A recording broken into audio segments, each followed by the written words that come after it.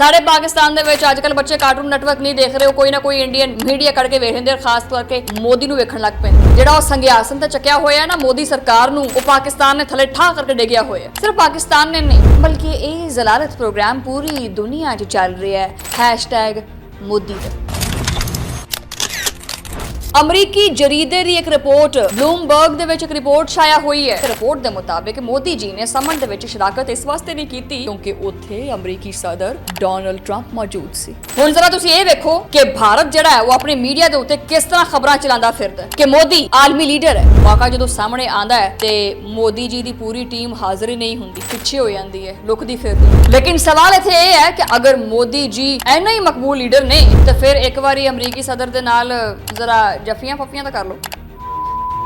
Editor इत्थे beep पा दें क्योंकि मेरे मुंह च बहुत ही गंदी गाल है।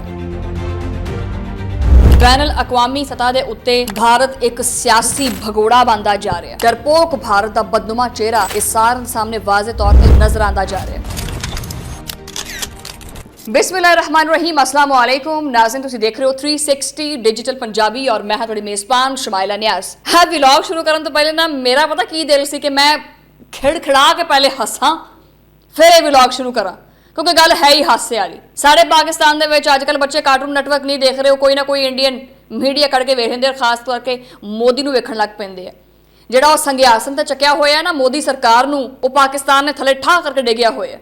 सिर्फ पाकिस्तान ने नहीं बल्कि ये जलालत प्रोग्राम पूरी दुनिया 'च चल रहा है #मोदी दा। जनाब देखो, कदी कदी सियासत दे विच बड़ी खामोशी नाल बहुत कुछ हो जाता है और नरेंद्र मोदी की ताज़ा तरीन खामोशी मलेशिया में होने वाली आसियान समिट दे विच गैर हाज़री सब तो उच्ची चीख बन के गूंजदी फिरती है। हुण तुसीं आखोगे कि शमाइला बस अपने वालों ही गल्लां बातां कड़ के छड्डी जांदी। नहीं यार, इदां नहीं हैगा, ये मेरी खबर नहीं हैगी। अमरीकी जरीदे की एक रिपोर्ट ब्लूमबर्ग दे विच एक रिपोर्ट छाया हुई है जिहदे विच बड़ा एक दिलचस्प दावा सामने किया गया है कि रिपोर्ट के मुताबिक मोदी जी ने समन दे विच शराकत इस वास्ते नहीं की क्योंकि उत्थे अमरीकी सदर डोनाल्ड ट्रंप मौजूद सी। लग्या फिर पता हासे वाली गल तो है ना। फिर अच्छा, उन्होंने पता की डर सी मोदी नूं ये डर सी कि किते ट्रंप फिर किते पुरानी गल ना छेड़ के बह जाए कि पाकिस्तान ते भारत के दरम्यान जंगबंदी उन्हें कराई है। विचारा मोदी मूँह लुकाउंदा फिरदा। इतनी जलालत पूरी दुनिया विच मोदी दी हो गई है #ऑपरेशन संदूर तो बाद। वो बाबा असीं तां इंतजार करते पे कि जो ऑपरेशन 2.0 है ना, करो जरा लॉन्च। पहले तो सिर्फ मारियां सी ना, हुण भ्यों के मारनी है। साढ़े ना इत्थे थाणियां दे विच पांजा चलदा, पांजा। वो पांजा सिद्धा भी नहीं, बंदे नूं लम्मा पा के मारीदा पांजा पएगा। हुण देखो, हुण जरा सोचने वाली गल है कि दुनिया का वो मुल्क जिहड़ा खुद नूं बड़ा विश्व गुरु कहंदा है, जो कि हर बैनुल अकवामी फोरम के उत्ते सीना ताण के खड़ोंदा है भी, जिहदे वज़ीर आज़म हर मीटिंग दे विच वड्डियां तकरीरां करदे ने, बक करदे ने। अज सिर्फ और सिर्फ इस वास्ते भजदे फिरदे है जिहड़ा ट्रंप दे एक जुमले ने कि मैं सालिसी का किरदार अदा किया है, नस्त फेर के रख दी है। मेरी इस गल ते यकीन ना होवे ते जाके तुसीं जिहड़ा ना वो ब्लूमबर्ग का जिहड़ा रिपोर्ट है वो पढ़ लियो। उहदे विच साफ लिखा है कि भारत ते अमरीका के दरम्यान तालुकात दे विच तनाव वधदा जा रहा है। एक तरफ तो ट्रंप ने भारतीय बरामदात उत्ते 50% टैरिफ ला दिता है। जी हाँ जी, 50%।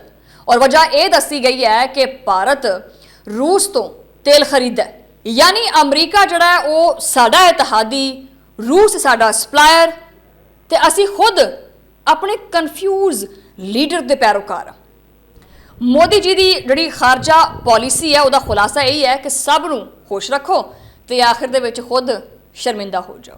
हुण तुसीं खुद ही देखो कि मोदी 2014 तो हुण तक वज़ीर आज़म बनिया फिरदा है। ठीक है, तकरीबन हर आसियान इजलास दे विच गया है, चाहे वह कॉन्फ्रेंस सी या चाहे कोई ऑनलाइन इजलास सी। लेकिन इस बारी साहब ने अचानक वीडियो कॉल के उत्ते खिताब कर दिता। वजह डर, किंदा अबू जी दा, डोनाल्ड ट्रंप दा डर। ये वही ट्रंप है जिहड़ा यूक्रेन के सदर दे नाल गुफ्तगू विच ऐसियां गल्लां कह गया कि पूरा वाइट हाउस फिर सफाइयां दिंदा रह गया। ते मोदी जी सोच रहे हैं कि अगर ट्रंप ने पाकिस्तान का जिक्र कर दिता ਤੇ ਨਈ ਦਿੱਲੀ ਵਾਲੇ ਫਿਰ ਕਿਤੇ ਛੁਪਾਉਂਦੇ ਫਿਰਨਗੇ ਸਾਰੀ ਗੱਲਬਾਤ ਨੂੰ। ਬਲੂਬਰਗ ਦੇ ਮੁਤਾਬਿਕ ਜਿਹੜਾ ਨਾ ਜਨਾਬ ਮੋਦੀ ਨੇ ਆਪਣੀ ਜਗ੍ਹਾ ਵਜ਼ੀਰ ਖਾਰਜਾ ਐਸ.ਜੇ. ਸ਼ੰਕਰ ਨੂੰ ਭੇਜ ਦਿੱਤਾ।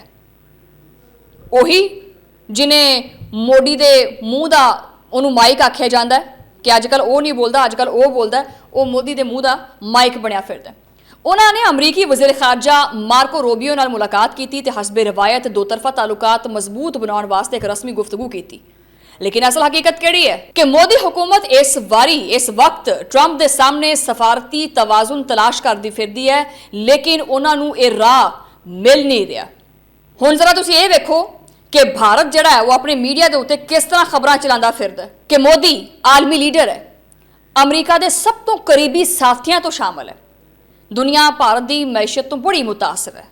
लेकिन जद के मौका जो सामने आता है तो मोदी जी की पूरी टीम हाज़र ही नहीं होंदी, पिछे हो जाती है, लुकदी फिरदी है, बल्कि लुकन तो राह लभदी फिरदी वो भी नहीं लभदा पिया।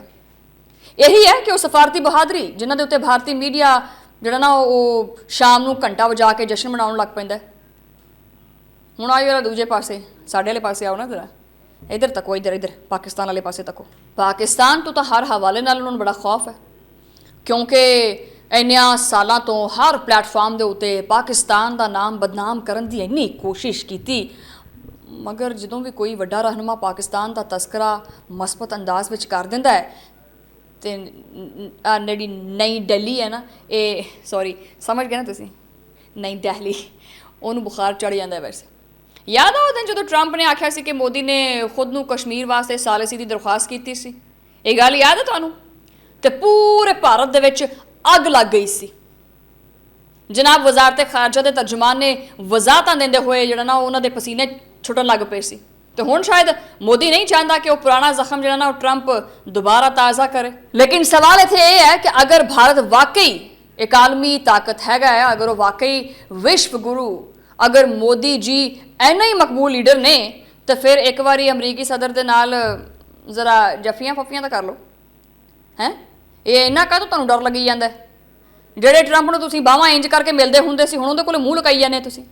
क्योंकि सच जनाब यह है कि भारत की सफारतकारी की इमारत झूठियां बुनियादों के उत्ते खड़ी हुई है, झूठियां दावियां ते खड़ी हुई है। चाहे वो पाकिस्तान की गलबात होवे, चाहे वह अमरीका की स्ट्रैटेजिक पार्टनरशिप होवे, या कुछ भी, ये सब दिखावे की सियासत है।